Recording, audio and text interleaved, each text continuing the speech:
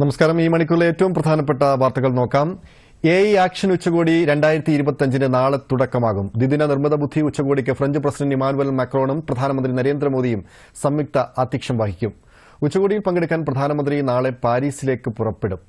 ആഗോള AI നയങ്ങൾ രൂപപ്പെടുത്തുക, നവീകരണം, ധാർമ്മിക ഉത്തരവാദിത്തം ഉറപ്പാക്കുക എന്നിവയാണ് ഉച്ചകോടിയുടെ പ്രഖ്യാപിത ലക്ഷ്യങ്ങൾ. പാരീസിലെ ഗ്രാൻഡ് പലായ്സിൽ AI ആഗോള സംഭാഷണത്തിനുള്ള തയ്യാറെടുപ്പുകൾ പുരോഗമിക്കുകയാണ്. 100-ലധികം രാജ്യങ്ങളിൽ നിന്നുള്ള പ്രതിനിധികൾ, ഗവേഷകർ, സംരംഭകർ എന്നിവരും പൊതുസമൂഹ പ്രതിനിധികളും ചേർന്ന് ഭരണനിർവഹണം, സമ്പദ്വ്യവസ്ഥ, മൌലികാവകാശങ്ങൾ എന്നിവയിൽ നിർമ്മിത ബുദ്ധിയുടെ സ്വാധീനത്തെക്കുറിച്ച് ചർച്ച ചെയ്യും. യുകെയിലും ദക്ഷിണ കൊറിയയിലും നടന്ന മുൻ AI ഉച്ചകോടികളെ അടിസ്ഥാനമാക്കി ആഗോള AI മാനദണ്ഡങ്ങൾ സ്ഥാപിക്കാനും ഉത്തരവാദിത്ത AI വികസനം പ്രോത്സാഹിപ്പിക്കാനും ശ്രമമുണ്ടാകും. ഫ്രാൻസിൽ ഉഭയകക്ഷി ചർച്ചകൾക്ക് നേതൃത്വം നൽകുന്ന പ്രധാനമന്ത്രി ഇന്ത്യയുടെ പുതിയ കോൺസുലേറ്റിന്റെ ഉദ്ഘാടനവും നിർവഹിക്കും. തുടർന്ന് 2 ദിവസത്തെ സന്ദർശനത്തിനായി അദ്ദേഹം യുഎസിലേക്ക് തിരിക്കും. ഛത്തീസ്ഗഡിലെ ബിജാപൂർ ജില്ലയിൽ സുരക്ഷാ സേനയും ഉണ്ടായ ഏറ്റുമുട്ടലിൽ 31 നക്സലൈറ്റുകൾ കൊല്ലപ്പെട്ടു. ഇന്ദ്രാവതി നാഷണൽ പാർക്കിന് സമീപമുള്ള വനമേഖലയിലാണ് ഏറ്റുമുട്ടൽ നടന്നത്. Bastar IG P. സുന്ദർരാജ് ഇക്കാര്യം സ്ഥിരീകരിച്ചു. പ്രദേശത്തുനിന്നും ആയുധങ്ങളും സ്ഫോടക വസ്തുക്കളും പോലീസ് കണ്ടെടുത്തു. ഇന്ന് രാവിലെയാണ് ഏറ്റുമുട്ടൽ ആരംഭിച്ചത്. ഏറ്റുമുട്ടലിൽ ഡിസ്ട്രിക്ട് റിസർവ് ഗാർഡിൽ നിന്നുള്ള ഒരാളും സ്പെഷ്യൽ ടാസ്ക് ഫോഴ്സിൽ നിന്നുള്ള ഒരാളും ഉൾപ്പെടെ 2 ജവാന്മാർ വീരമൃത്യു വരിച്ചു. വെടിവയ്പിൽ 2 സുരക്ഷാ ഉദ്യോഗസ്ഥർക്ക് പരിക്കേറ്റിട്ടുണ്ട്. പരിക്കേറ്റവർ അപകടനില തരണം ചെയ്തതായി അധികൃതർ അറിയിച്ചു. കൊല്ലപ്പെട്ട നക്സലുകളെ തിരിച്ചറിയാനുള്ള ശ്രമം ആരംഭിച്ചിട്ടുണ്ട്. ഡൽഹി നിയമസഭാ തെരഞ്ഞെടുപ്പിൽ ആം ആദ്മി പാർട്ടിയുടെ പരാജയത്തെ തുടർന്ന് ഡൽഹി മുഖ്യമന്ത്രി അതിഷി മർലീന രാജിവെച്ചു. ലഫ്റ്റനന്റ് ഗവർണർ വിനയ്കുമാർ സക്സേനയെ നേരിൽ കണ്ട് രാജിക്കത്ത് സമർപ്പിച്ചു. ഡൽഹിയുടെ 7ാം നിയമസഭ ലഫ്റ്റനന്റ് ഗവർണർ പിരിച്ചുവിട്ടിരുന്നു. ആം ആദ്മി പാർട്ടിയുടെ മുതിർന്ന നേതാക്കളെല്ലാം പരാജയപ്പെട്ടപ്പോഴും 3521 വോട്ടുകളുടെ ഭൂരിപക്ഷത്തിൽ അതിഷി വിജയിക്കുകയായിരുന്നു.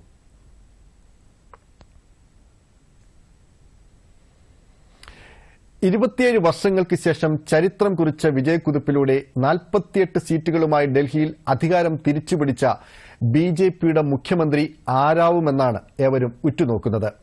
അരവിന്ദ് കെജ്രിവാളിനെ അട്ടിമറിച്ച പർവേസ് സാഹിബ് സിംഗ് അടക്കം നിരവധി പേരുകൾ ചർച്ചയിലുണ്ട്. റിപ്പോർട്ട് കാണാം. അന്തിമ സ്ഥാനാർത്ഥി പട്ടിക പ്രഖ്യാപിച്ചതിന് തൊട്ടുപിന്നാലെ മുഖ്യമന്ത്രി ആരാകുമെന്നതിൽ BJPയിൽ ചർച്ചകൾ തുടങ്ങിയിരുന്നു. ഭരണപരിചയം, പ്രവർത്തന മികവ്, ജാതി സമവാക്യങ്ങൾ എന്നിവ പരിഗണിച്ചാവും മുഖ്യമന്ത്രിയെ തീരുമാനിക്കുക. ജാട്ട്, ഗുജ്ജർ വിഭാഗങ്ങളുടെ പിന്തുണ ഇക്കുറി BJPക്ക് ലഭിച്ചിരുന്നു. ന്യൂഡൽഹി മണ്ഡലത്തിൽ അരവിന്ദ് കെജ്രിവാളിനെതിരെ അട്ടിമറി വിജയം നേടിയ പർവേസ് സാഹിബ് സിംഗ് വർമ്മ, ഡൽഹി BJP മുൻ അധ്യക്ഷനായ വിജേന്ദർ ഗുപ്ത എന്നിവർക്കാണ് ഏറ്റവും കൂടുതൽ സാധ്യത പറയപ്പെടുന്നത്. പ്രധാനമന്ത്രിയുടെ നിർദ്ദേശപ്രകാരമാണ് പർവേസ് വർമ്മ ന്യൂഡൽഹിയിൽ മത്സരിച്ചത്. ഡൽഹി മുൻ മുഖ്യമന്ത്രിയായിരുന്ന സാഹിബ് സിംഗ് വർമ്മയുടെ മകനാണ് പർവേസ്. വനിതാ മുഖ്യമന്ത്രിയെയും നേതൃത്വം പരിഗണിക്കുന്നുണ്ട്. സുഷമ സ്വരാജിന്റെ മകളും ന്യൂഡൽഹി MPയുമായ ഭാൻസുരി സ്വരാജ്, ഷാലിമാർ ബാഗിൽ വിജയിച്ച രേഖ ശർമ്മ, ആപ് മന്ത്രി സൌരവ് ഭരദ്വാജിനെ പരാജയപ്പെടുത്തിയ ശിഖ റായ് എന്നിവർക്കാണ് സാധ്യത. ദേശീയ വനിതാ കമ്മീഷൻ മുൻ അധ്യക്ഷയാണ് രേഖ ശർമ്മ. MPമാരുടെ പേരുകളും ഉയർന്നു കേൾക്കുന്നുണ്ട്. East Delhi MP Harsh Malhotra, north east Delhi MP Manoj Tiwari എന്നിവർക്കാണ് സാധ്യത. MP സ്ഥാനം രാജിവെച്ച് മുഖ്യമന്ത്രിയാകുമ്പോൾ 2 ഉപതെരഞ്ഞെടുപ്പുകൾ നടത്തേണ്ടിവരുമെന്നൊരു കടമ്പ കൂടിയുണ്ട്. PS വിനയ, ദൂരദർശൻ ന്യൂസ്. പുതിയ ആദായ നികുതി ബിൽ അടുത്തയാഴ്ച ലോക്സഭയിൽ അവതരിപ്പിച്ചേക്കുമെന്ന് കേന്ദ്ര ധനമന്ത്രി നിർമ്മല സീതാരാമൻ. ന്യൂഡൽഹിയിൽ നടന്ന RBI സെൻട്രൽ ബോർഡ് ഓഫ് ഡയറക്ടർമാരുടെ യോഗത്തിന് ശേഷം മാധ്യമപ്രവർത്തകരോട് സംസാരിക്കുകയായിരുന്നു കേന്ദ്രമന്ത്രി. 6 പതിറ്റാണ്ട് പഴക്കമുള്ള ആദായ നികുതി നിയമത്തിന് പകരമായാണ് പുതിയ ബിൽ വരുന്നത്. ലോക്സഭയിൽ അവതരിപ്പിച്ചതിന് ശേഷം ബിൽ പാർലമെന്ററി സ്റ്റാൻഡിംഗ് കമ്മിറ്റിക്ക് അയക്കും.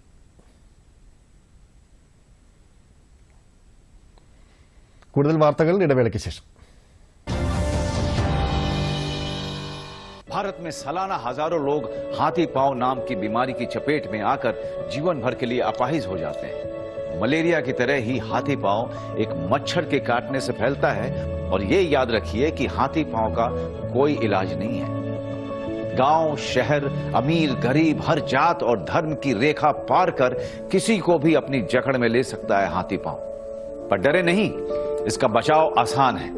साल में सिर्फ एक बार सरकार द्वारा दी हुई मुफ्त दवाएं खाएं और इस बीमारी से अपने आप को और अपने परिवार को बचाएं। 10 फरवरी से हाथी पांव से बचाव की दवा अवश्य खाएं। अपने आप को और अपने परिवार को इस दर्दनाक बीमारी से बचाएं। भारत सरकार द्वारा जनहित में जारी। ഇന്ത്യൻ നാവികസേനയും ഭാരത് ഇലക്ട്രോണിക്സ് ലിമിറ്റഡും തമ്മിൽ ധാരണാപത്രത്തിൽ ഒപ്പുവച്ചു. കേഡറ്റ് പരിശീലന കപ്പലുകൾക്കും ന്യൂ ജനറേഷൻ ഓഫ് ഷോർ വെസലുകൾക്കുമായി ഭാരത് ഇലക്ട്രോണിക്സ് ലിമിറ്റഡിൽ നിന്നും ഇയോൺ 51 അഗ്നി നിയന്ത്രണ സംവിധാനം വാങ്ങുന്നതിനായാണ് പ്രതിരോധ മന്ത്രാലയം ധാരണാപത്രത്തിൽ ഒപ്പുവച്ചത്. 642 കോടി രൂപയിലധികമാണ് ഇതിനായി വകയിരുത്തിയിട്ടുള്ളത്.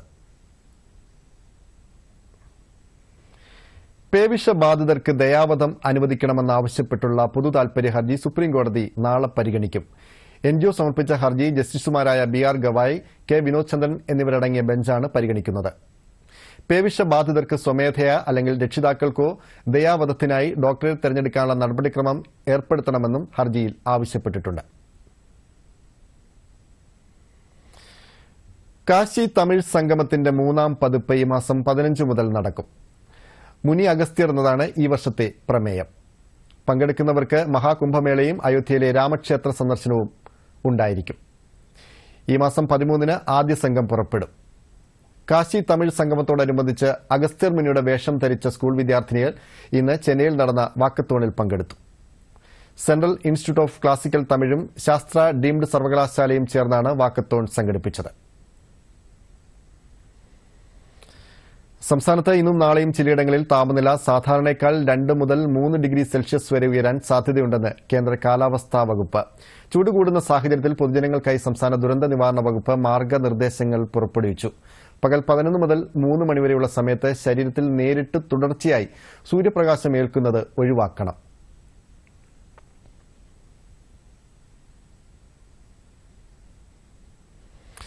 ഉത്തർപ്രദേശിലെ പ്രയാഗ്രാജിൽ മഹാകുംഭമേളയോടനുബന്ധിച്ച് ഈ മാസം 16 മുതൽ 18 വരെ അന്താരാഷ്ട്ര പക്ഷിമേള സംഘടിപ്പിക്കും.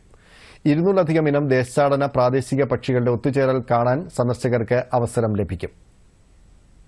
പരിസ്ഥിതി സംരക്ഷണവും ജൈവ വൈവിധ്യവും പ്രോത്സാഹിപ്പിക്കുക എന്ന ലക്ഷ്യത്തോടെയാണ് പരിപാടി സംഘടിപ്പിക്കുന്നത്.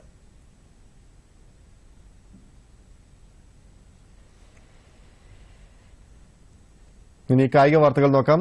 38ാമത് ദേശീയ ഗെയിംസ് അത്ലറ്റിക്സിൽ പുരുഷന്മാരുടെ ലോങ് ജമ്പിൽ കേരളത്തിന് വെങ്കലം. അനുരാഗ് സിവിയാണ് കേരളത്തിനായി മെഡൽ നേടിയത്. പുരുഷന്മാരുടെ ഡിസ്കസ് ത്രോയിലും കേരളത്തിന് വെങ്കലം ലഭിച്ചു. അലക്സ് പി തങ്കച്ചൻ 52.79 മീറ്റർ എറിഞ്ഞാണ് മെഡൽ നേടിയത്.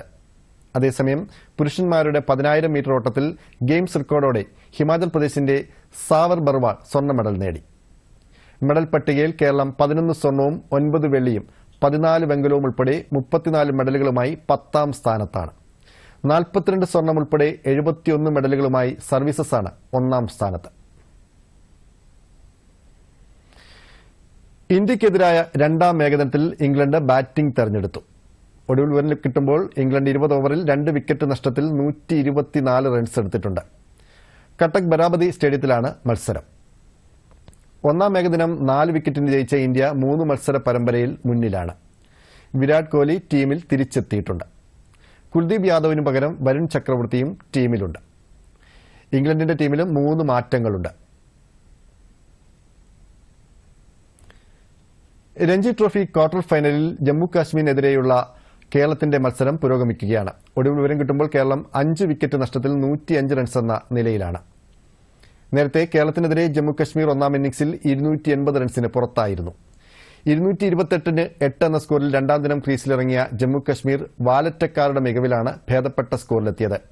10ാമനായി ഇറങ്ങി 30 പന്തിൽ 32 റൺസെടുത്ത അക്കിബ് നബിയും 31 പന്തിൽ 26 റൺസെടുത്ത യുദ്ധവീർ സിംഗും ചേർന്നാണ് 2ാം ദിനം ജമ്മുകശ്മീരിനെ ഭേദപ്പെട്ട സ്കോറിലേക്ക് നയിച്ചത്.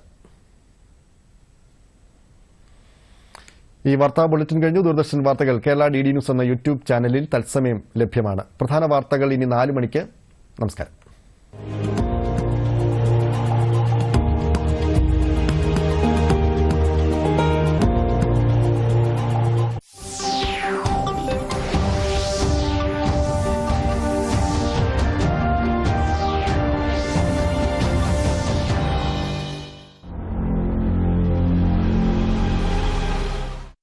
Prasar Bharati, in collaboration with IIT Delhi and Software Technology Parks of India, is organizing the DD Robocon 2025 this year as well. In this National Robotic Championship, engineering students will get ample opportunities to showcase their ingenuity and potential.